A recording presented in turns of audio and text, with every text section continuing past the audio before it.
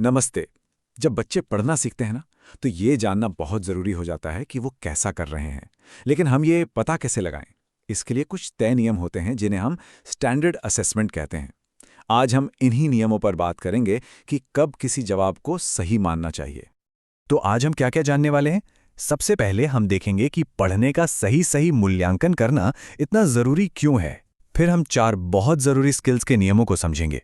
बिना अटके पढ़ना, अक्षर पहचानना, शब्द पढ़ना और आखिर में वाक्य पढ़ना। तो चलिए शुरू करते हैं। सबसे पहले ये समझना ज़रूरी है कि सही मूल्यांकन इतना मायने क्यों रखता है। ज़रा सोचिए, अगर हर टीचर अपने-अपने हिसाब से अलग-अलग नियमों से बच्चों को परखेगा, तो क्या हम सच में जान पाएंगे कि बच्चा कितना सीख रहा है? नहीं ना। इसीलिए जब नियम सबके लिए एक जैसे होते हैं, तो नतीजे भी फेयर और भरोसेमंद होते हैं।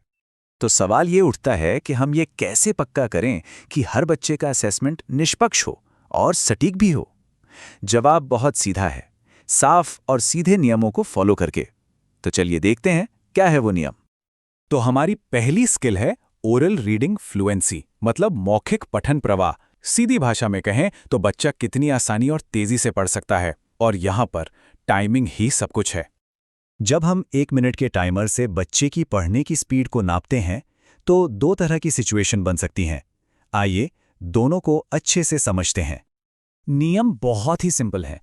पहली सिचुएशन, मान लीजिए बच्चा पढ़ रहा है और 1 मिनट पूरा हो गया पर कहानी अभी खत्म नहीं हुई, तो टाइमर अपने आप रुक जाएगा और आपको बस उस आखिरी शब्द पर निशान लगाना है जो बच्चे ने पढ़ा। अब दूसरी सिचुएशन, बच्चे ने तो 1 मिनट से पहले ही पढ़ना खत्म कर लिया। इस बार आप टाइमर खुद बंद करेंगे और फिर से पढ़े गए आखिरी शब्द पर निशान लगा देंगे। है ना सिंपल? चलिए अब बात करते हैं अक्षर पहचानने की। ये एक बहुत ही बेसिक स्किल है, लेकिन यहाँ एक बहुत ज़रूरी नियम है जो असेसमेंट को सबके लिए फेयर बनाता है। नियम ये कहता है कि अगर बच्चा अक्षर को सही पहचान लेता है तो उसे सही माने। और सबसे सबसे ज़रूरी बात यह है कि अगर बच्चा अपनी मातृभाषा या घर की भाषा में भी अक्षर का सही नाम बता दे, तो भी वो सही माना जाएगा। ये बच्चे की भाषा का सम्मान करने का एक कितना बढ़िया तरीका है ना? अच्छा, अब आते हैं शब्द पढ़ने पर। यहाँ पर सिर्फ अक्षरों की आवाज़ निकालना ही काफ़ी नहीं है। असली खेल तो उन आवाज़ों को मिलाकर एक पूरा शब्द बनाने का है। जैसे कमल शब्द को ही ले लीजिए। अगर कोई बच्चा सिर्फ क, म, ल की अलग-अलग आवाज़ें निकालता है, लेकिन उन्हें जोड़कर कमल नहीं बोलता, तो इसे सही नहीं माना जाएगा। ऐसा क्यों? क्योंकि उसने अक्षरों को पहचाना तो है, पर उन्हें एक मतलब वाले शब्द में नहीं जोड़ा है। और ये रहा सही तरीका। यहाँ बच्चा पहले क, म, ल की आवाज़ें निकालता है और फिर उन्हें जोड़कर कमल बोलता है। ये दिखाता है कि बच्चा सिर्फ अक्षर नहीं पहचान रहा, बल्कि वो शब्दों को बनाना भी सीख रहा है। इसीलिए इसे बिल्कुल सही माना जाएगा। चलिए अब आखिर में हम आते हैं वाक्य पढ़ने पर, और यहाँ पर नियम थोड़े बदल जाते हैं।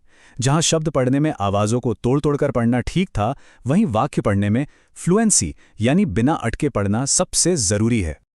ये स्लाइड इस अंतर को एकदम साफ कर देती है। जब बच्चा सिर्फ एक शब्द पढ़ रहा हो तो आवाज़ों को तोड़कर जोड़ना ठीक है, पर जब वो एक पूरा वाक्य पढ़ रहा हो तो ऐसा करना गलत माना जाएगा। अब सवाल है, ऐसा क्यों?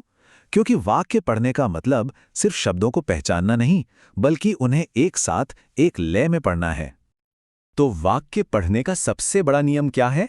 फ्लुएंसी, फ्लुएंसी और बस फ्लुएंसी। बच्चे को कमल घर आ गया को एक साथ बिना रुके पढ़ना होगा। ऐसा नहीं कि वो अलग-अलग शब्दों को तोड़-तोड़ कर पढ़े। जब वो पूरा एक साथ पढ़ेगा, तभी हम कह सकते हैं कि वो सच में पढ़ रहा है ना?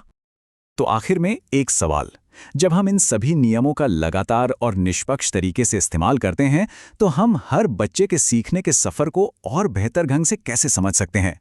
याद रखिए, ये सिर्फ सही या गलत का निशान लगाने की बात नहीं है। ये इस बात को समझने के बारे में है कि हर बच्चा कहाँ है और उसे आगे बढ़ने में हम कैसे मदद कर सकते हैं।